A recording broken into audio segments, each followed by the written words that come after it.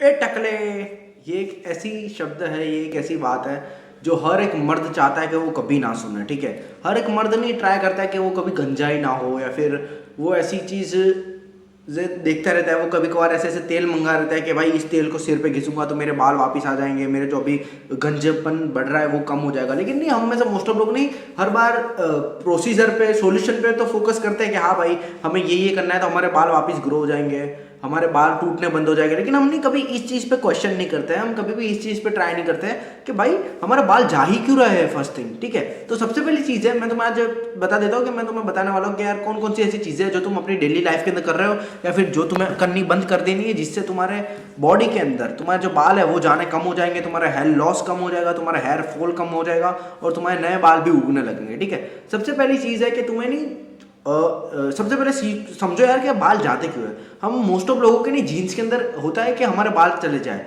और इस चीज़ को बोलते हैं एंड्रोजेनेटिक एलोपेशिया। एंड्रोजेनेटिक एलोपेशिया ये एक ऐसी चीज़ है ना जो हर एक मर्द के अंदर होती है, generation to generation pass on होती है ये चीज़, और मर्द के अंदर ही होती है मोस्टली।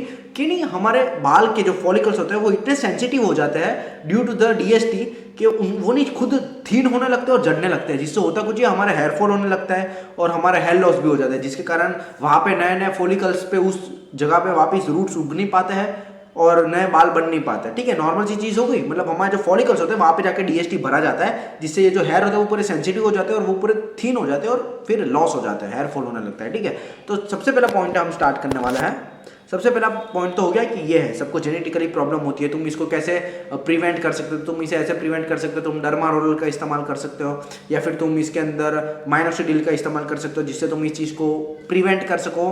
क्योर तो देखो कोई नहीं कर पाएगा, क्योर तो सिर्फ तुम अपने हेयर ट्रांसप्लांट से ही कर पाओगे, लेकिन तुम इसे प्रिवेंट कर सकते हो डर्मा रोलर और माइनोक्सिडिल का यूज़ करके। ठीक है, दूसरी चीज़ है हार्ड वाटर। देखो यार, तुम में से मोस्ट ऑफ लोगों को नहीं पता नहीं होगा, लेकिन ये जो पानी तुम जो पीते हो आरओ के अंदर वो पूरा अलग होता है एज कम्पेयर टू जो तुम्हारा पानी जिससे तुम नहाते हो। देखो यार, मैं नहीं गुजरात से हूँ, तो मोस्ट ऑफ स्टेट जो भी गुजरात हो गया, राजस्थान हो गया, हरियाणा हो गया, पंजाब हो गया, मुंबई हो गया, ये जो स्टेट है जो वेस्टर्न साइड पे आते हैं या फिर नॉर्थ वेस्ट साइड पे आते हैं इंडिया के, वहाँ पे नहीं बहुत सबसे ज़्यादा हार्ड वाटर मिलता है, सबसे ज़्यादा हार्ड वाटर पाया जाता है। और हार्ड वाटर क्या करता है? हार्ड वाटर नहीं, एक तो हमारे पूरे स्काल्प को ड्राई कर देता है, दूसरी चीज़ इसके अंदर कुछ ऐसे आयंस होते हैं या कुछ ऐसी चीज़ें होती है जो हमारे स्काल्प के लिए अच्छी नहीं है और हमारे फॉलिकल्स के लिए, हमारे जो रूट्स के लिए, हमारी जो हेयर क्वालिटी है उसके लिए अच्छी नहीं है, और जो हमारे बालों को नहीं डे बाय डे नहीं वर्स्ट करती जाती है। अभी मैं तुम्हें एक एग्जांपल से समझाता हूँ। मेरे जो मामा थे उनको गंज नहीं पड़ा है। ठीक है, मेरे मामा है, मेरा नाना है, उनको कभी भी गंज नहीं पड़ा है, लेकिन उनकी जो हेयर क्वालिटी थी ना वो पूरी फकड़अप थी, तो वो कच्छ में रहते हैं। तो उन्होंने उस टाइम पे उन्होंने खुद रिसर्च की और उन्होंने 7-8 हज़ार का ही कितना बड़ा आता है उसे अपने नल पे लगा दिया, जो मेन नल आता है, तो पूरा जो हार्ड वाटर होता है उसको उसने कन्वर्ट कर दिया सॉफ्ट वाटर के अंदर। ठीक है, मैं इधर फोटो लगा दूंगा, देख लेना, ऐसी डिवाइस थी उसको पूरी कन्वर्ट करने की। तो अभी उनका जो बालों का टेक्सचर है वो इतना अच्छा हो चुका है कि उनकी नहीं एट द एज ऑफ 48-49 उनको लगते ही नहीं है कि यार वो 48-49 के हैं, उनके बाल इतने अच्छे हैं। क्यों? क्योंकि वो हार्ड वाटर को सॉफ्ट वाटर के अंदर कन्वर्ट कर देता है। और तुम्हें यही करना है। अगर तुम देखते हो कि तुम्हारे स्टेट के अंदर हार्ड वाटर है, या फिर तुम्हें चेक करना है कि यार हमारे घर में हार्ड वाटर आता है या नहीं, तो तुम्हें क्या देखना है जानते हो? सबसे पहली चीज़ जो तुम्हें देखनी है वो कि तुम्हारे बाथरूमों के अंदर ऐसी वाइट से ऐसी लकीरें बनती है या फिर ऐसे ऐसे धब्बे पड़ते हैं जब तुम पानी डालते हो, धोते हो। अगर वो धब्बे पड़ते हैं, अगर वाइट से ऐसे सिलेटे पड़ते हैं, तो तुम समझ लो भाई कि तुम्हारा हार्ड वाटर और तुम्हें उसे चेंज करने की जरूरत है। और तुम एक बार भाई हार्ड वाटर को चेंज करोगे ना, तुम्हारे जो बाल का टेक्सचर होगा, तुम्हारे जो बालों की हेल्थ होगी, तुम्हारे बालों की जो एज होगी वो इतनी अच्छी हो जाएगी और इतनी लंबी हो जाएगी ना कि तुम खुद कहोगे कि हाँ भाई हमने ये चीज़ चेंज की और हमारा इतना बड़ा डिफरेंस दिख गया हमें। ठीक है, तीसरा पॉइंट है कि डाइट है। देखो डाइट एक ऐसी चीज़ है ना जो अगर कोई बंदा खुद फिक्स कर देता है, ठीक है, फिक्स करना है यानी उसके अंदर अपनी बॉडी ग्राम से 2x प्रोटीन खाना, गुड हेल्थी फैट्स होना जो हमारे बॉडी के अंदर हेल्प करते हैं केमिकल्स एंजाइम्स और विटामिन के डाइजेशन के लिए। और प्रोटीन तो तुम जानते हो यार, बिल्डिंग ब्लॉक ऑफ एवरीथिंग है हमारे बॉडी के अंदर। ठीक है, हमारे बाल भी प्रोटीन से बनते हैं, नाखून भी प्रोटीन से बनता है, हमारी जो स्किन के अंदर का कोलेजन है वो भी प्रोटीन से बनता है, तो प्रोटीन भी जरूरी है। तीसरा पॉइंट ये है कि यार हमें विटामिन की बहुत ही ज़रूरत होती है, और विटामिन जैसे कि D3, biotin, B12, calcium, zinc, magnesium, ये सारे विटामिन बहुत ही ज़रूरत है, बहुत ही ज़रूरी है हमारे बालों के लिए। और मोस्ट ऑफ लोगों का यही होता है कि उनकी डाइट के अंदर इतनी सफिशिएंट अमाउंट के अंदर विटामिन, मल्टी न्यूट्रिएंट्स और मिनरल्स होते ही नहीं है, जिसके कारण उनकी डाइट के अंदर लैक होने के कारण उनके जो जेनेटिक्स होते हैं वो भी उन्हें बचा नहीं पाता। क्यों? क्योंकि भाई मुझे अच्छी डाइट ही नहीं मिलेगी, मुझे अच्छा प्रोटीन ही नहीं मिलेगा, मुझे अच्छे मल्टीविटामिन D3 बायोटिन ये सभी नहीं मिलेंगे, तो मेरे बालों की क्या हेल्थ रहेगी? मेरा बाल तो फकड़अप हो गई। बाल एक लग्जरी है भाई, ये कोई सर्वाइवल के लिए नहीं है, सर्वाइवल के लिए बॉडी होती है, इसलिए तुम समझो। और मोस्टली मैं किसी बंदे को कहूँ कि भाई अगर तुम्हारा गंजपन हो रहा है और तुम एक बार रिपोर्ट कराओगे तो तुम खुद देखना भाई तुम्हारी बॉडी के अंदर बायोटिन और D3 बहुत ही कम अमाउंट के अंदर होगा। और तुम्हें इन दोनों को नेचुरल वे के अंदर भी ले सकते हो, सप्लीमेंटेशन के अंदर भी कर सकते हो। और अगर तुम्हें सप्लीमेंटेशन करना है तो तुम नेचुरल टीन का चेकआउट कर सकते हो, बहुत ही अच्छी होती है। मेरे कजिन ब्रदर भी वो खुद नेचुरल टीन का मंगाता है, D3K2 वाला, तो तुम वो मंगा सकते हो, ठीक है।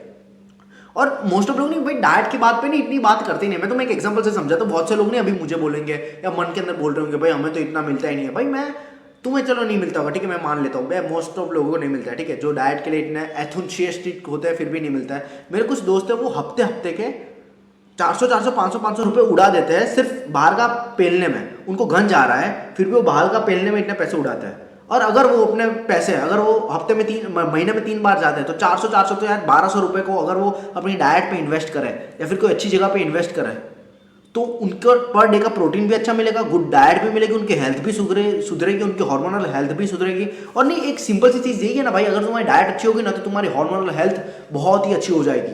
तुम्हें मतलब इतने अनप्रिडिक्टेबल से रिजल्ट्स मिलेंगे ना कि तुम खुद चेंज हो जाएगी तुम्हारी लाइफ, सच्ची कहता हूँ। चौथा पॉइंट है स्लीप। देखो यार स्लीप एक ऐसी चीज़ है ना जो नहीं मतलब मोस्ट ऑफ बंदा टीनेजर हो या फिर कोई कॉलेज के अंदर एडल्ट हो 21-22 साल का या 25 साल का, उसको नहीं स्लीप डिप्राइव्ड होता है। वो गुड अमाउंट ऑफ स्लीप ले ही नहीं पाता है। एक तो उसको देखो यार टाइम ही ऐसा होता है कि उसको इतनी अच्छी स्लीप नहीं मिल पाती है, दूसरी चीज़ उसका शेड्यूल ऐसा होता है कि उसको नहीं मिल पाती है, और तीसरी चीज़ तो ये होती है कि यार वो खुद इतना जानबूझ के मोबाइल पेलता रहता है, मैसेज करता रहता है, जिसके कारण वो लेट्स होता है। जिसके कारण होता क्या है जानते हो, तुम्हारी जो स्लीप होती है ना उसके अंदर तुम्हारे मोस्ट ऑफ जो हार्मोन होते हैं वो सब रिलीज होते हैं और ऑब्जर्व होते हैं बॉडी के अंदर, और ऑब्जर्व होती है बॉडी के अंदर, ठीक है। और तुम उसी टाइम पे अपनी स्लीप को कम ले रहे हो, जिससे तुम्हारे जो ऑर्गन्स है उनकी ग्रोथ भी कम हो जाएगी, तुम्हारे बालों की क्वालिटी, तुम्हारे बालों का टेक्सचर, तुम्हारे बालों की लेंथ, तुम्हारे बालों की एज, ये सब फकड़अप होगी अगर तुम गुड अमाउंट ऑफ स्लीप नहीं लेते तो। क्योंकि यार हम जब स्लीप लेते तब हमारे बॉडी के अंदर LH, FSH, testosterone, DHT, progesterone, oestrogen, हर एक चीज सेटल डाउन हो जाती है, हर एक चीज लेवल पे आने लगती है, ऑक्सीटोसिन, डोपामाइन, हर एक चीज का लेवल हो जाता है, बैलेंस आउट हो जाती है हर एक चीज जब हम गुड अमाउंट ऑफ स्लीप लेते हैं ना। लेकिन अगर तुम गुड अमाउंट ऑफ स्लीप नहीं लेते हो तो सबसे पहली चीज तो ये होगी कि तुम्हारे ये सारे हार्मोन्स फक्ड अप हो गए। लेकिन दूसरी चीज और सबसे घातक चीज ये होगी कि तुम्हारी बॉडी के अंदर इतना कोर्टिसोल बढ़ेगा कि वो इजीली तुम्हारा जो टेस्टोस्टेरोन है उसको कम कर देगा पूरी तरीके से। और अगर टेस्टोस्टेरोन एक बार कम होता है और बॉडी के अंदर DHT नेचुरली लेवल पे बहुत बढ़ता है तो तुम्हारा गंजपन बनना कंफर्म ही है, और बनता है भाई बहुत से लोगों का। मैंने तो बहुत से लोगों को देखा है मेरे क्लास के अंदर है जो मतलब गुड अमाउंट ऑफ स्लीप नहीं लेते हैं, 2-2 3-3 घंटे स्लीप लेके आ जाते हैं और फ्लैक्स करते हैं कि भाई मैं तो 2 घंटे सो के आ गया, 3 घंटे सो के आ गया, ये वो। इधर पूरे काला होता है धब्बा, दांत पीले होते हैं, हाइट में छोटे होते हैं, पूरे काली स्किन हो गई होती है, बाल इतने इतने यहाँ तक मेन पार्टन बॉडनेस हो जाती है। शर्म कर लो भाई, स्लीप ले लो, अपनी स्लीप को फोकस कर लो भाई। अफ्रीका के अंदर कितने कितने बच्चे जिनको गुड अमाउंट ऑफ स्लीप नहीं मिलती, वो बेचारे मजदूरी करते हैं 2 वक्त की रोटी के लिए, उनके लिए मजबूरी है। और तुम्हारे लिए ये चीज़ मजा है तो इसको जी लो भाई, कल क्या पता कोई चीज़ हो या ना हो, तब तड़पोगे तुम सब।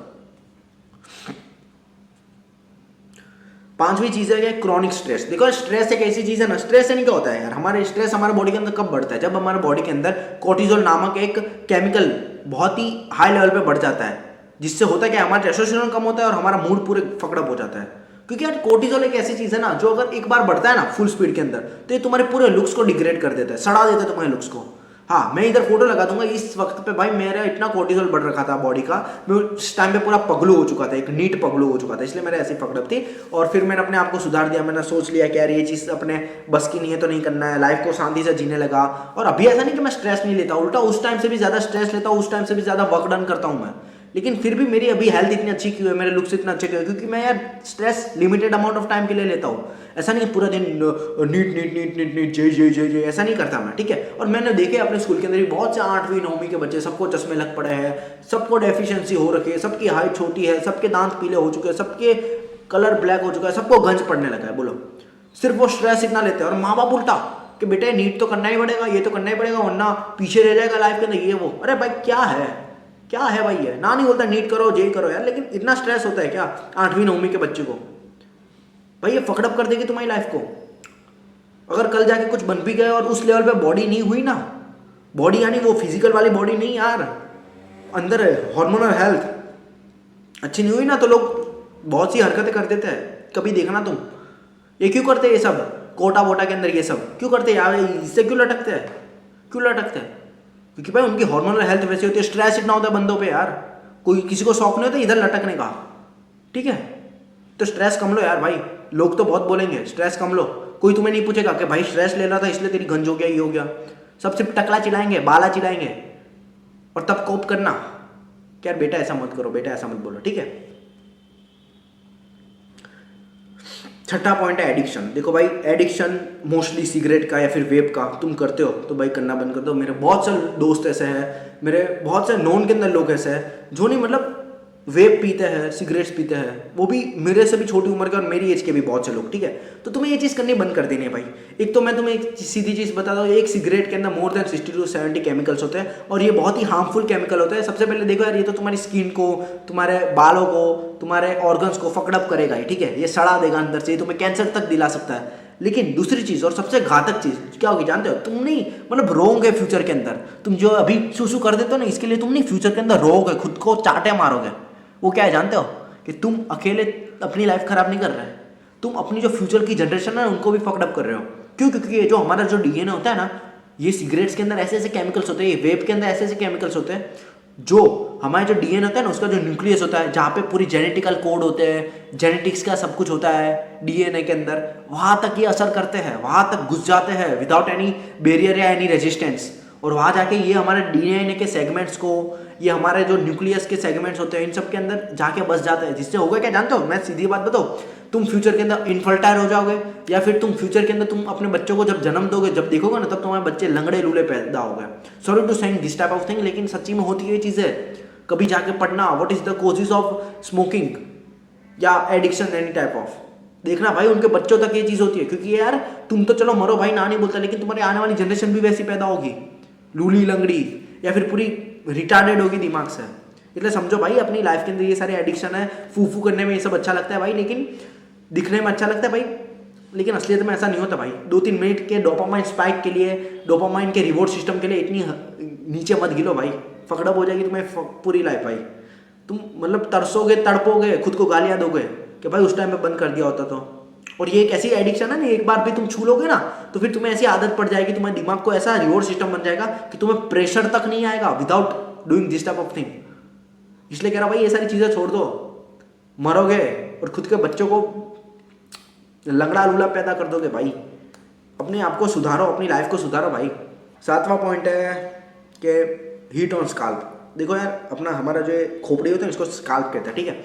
बहुत से दोस्त मैंने देखे हैं जो नहीं टोपी पहन के रखते हैं या फिर कुछ क्या कहते हैं, तेल बहुत लगा के रखते हैं, ठीक है? देखो टोपी का तो मैं समझता हूँ, तुम अगर कहीं बाहर घूमने गए हो, बहुत ही धूप है, हीट वेव्स आ रही है, सनलाइट आ रही है, तो तुम्हारे बालों का टेक्सचर बिगाड़ती है, उल्टा ये तुम्हारे बालों के हेल्थ को भी फकड़अप करती है, ठीक है? तुम्हारे स्काल्प को ड्राई कर देती है। लेकिन एक चीज़ मेन है कि यार तुम्हें नहीं, जब तुम बाहर से आ जाते हो घर के अंदर या फिर अपने दोस्तों के साथ कहीं खड़े हो या फिर बाहर कोई जगह पे खड़े हो या रेस्टोरेंट में गए हो, तो फिर तुम्हें नहीं उस टोपी को निकाल देना है। बहुत से लोग भाई टोपी पहने लगते हैं, डीजे बनते हैं, ये बनते हैं, जिम के अंदर भी टोपी पहन के रखते हैं। क्या है भाई, तुम अपने बाल को फकड़अप कर रहे हो, तुम अपनी स्काल्प की हेल्थ को फकड़अप कर रहे हो भाई।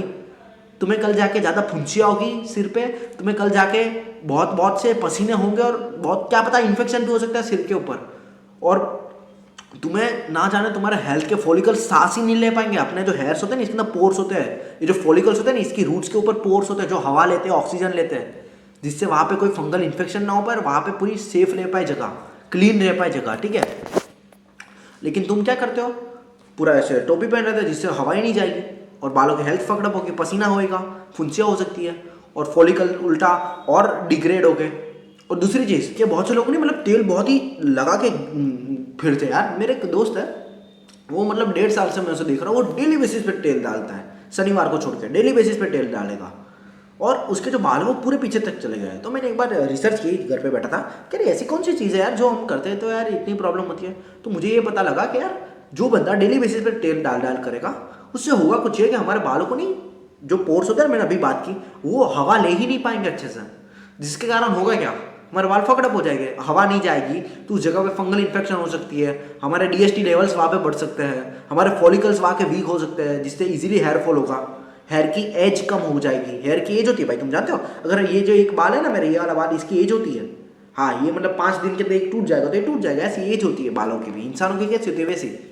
तो मैं तुम्हें इतना समझा रहा हूँ कि भाई ये सब तेल वेल डालना बंद करो। तो तेल किस लिए होता है? तेल मोस्टली होता है टेक्सचर के लिए होता है, या गुड हेल्थ देने के लिए होता है ज़्यादा से ज़्यादा। ऐसा नहीं होगा कि तुम तेल लगाओगे तो तुम्हारे नए नए बाल उगने लगेंगे, ऐसा नहीं होगा भाई।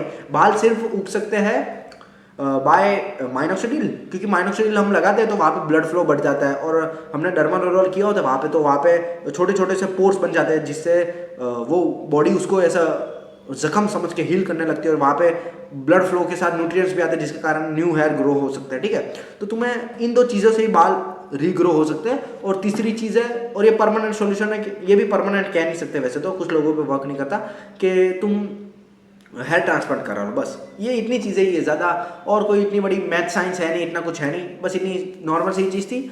बहुत ही लंबी वीडियो बन चुकी है, फर्स्ट टाइम इतनी बड़ी वीडियो बनी है। और बस भाई बालों का ध्यान रखो, क्योंकि बाल एक ऐसी चीज़ है ना भाई, एक बार चली गई ना तुम्हारी 5 से 6% पॉइंट्स माइनस हो जाते हैं।